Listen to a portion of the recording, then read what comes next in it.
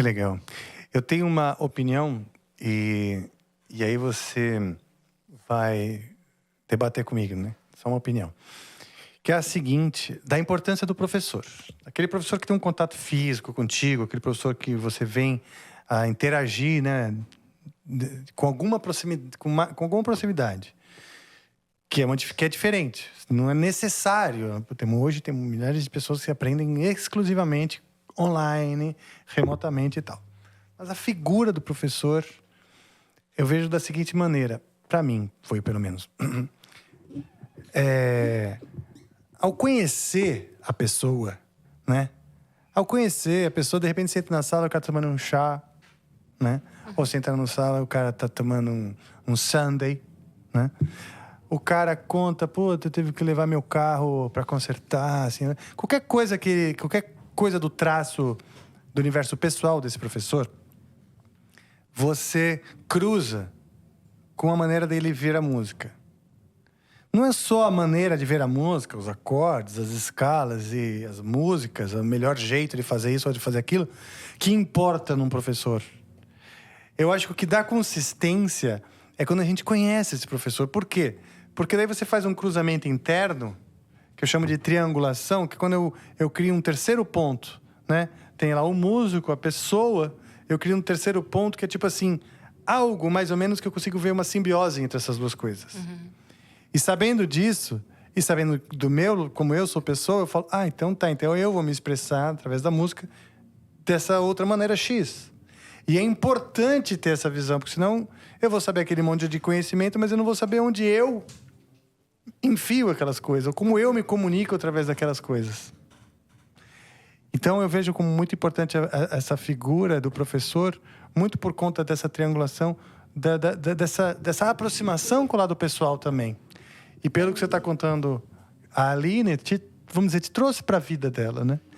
E ela é uma professora que é importante para você até hoje, ou seja, talvez tenha a ver o que eu estou falando. Pra caramba, acho que quando tem essa identificação, né, com o ser humano, para além do instrumento, tudo que aproxima a gente, né, tira a pessoa daquele pedestal do intocável, da pessoa que não erra, da pessoa que não...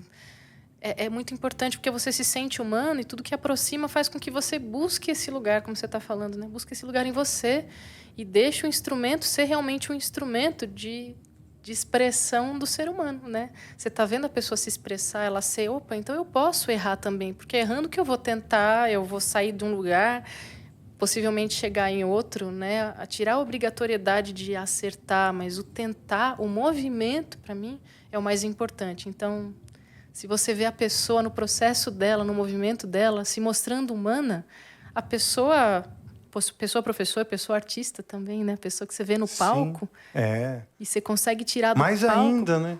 Pra caramba. Mais ainda, eu aprendi muito com amigos meus, artistas, ou amigos meus, que são os meus ídolos, né? Por exemplo, o guitarrista Faísca, sabe? Caras que eu admiro. O próprio Vander Tafo, que eu me aproximei muito.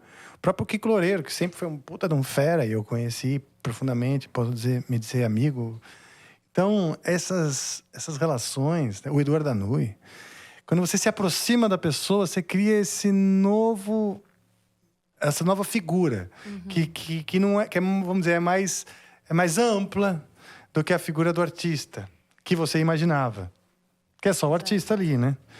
Mas quando você percebe, numa fala, às vezes um abraço, você já deve ter visto o cara receber um autógrafo teu, anos depois ele vem, olha, eu me lembro como se fosse hoje, você deu uma palavra, eu estava super triste, e você perguntou como eu estava, aquilo valeu, você nem lembra da pessoa.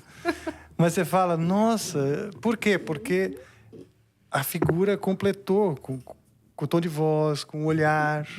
Tudo isso é importante, né? Pra caramba, na hora você tava ali mesmo, né? Você tava ali mesmo. A pessoa tava junto com o artista, né? As duas coisas, cara, eu não consigo separar as três, né? A artista da professora, da pessoa, da Wanda. Você dá aula até hoje? Dou aula.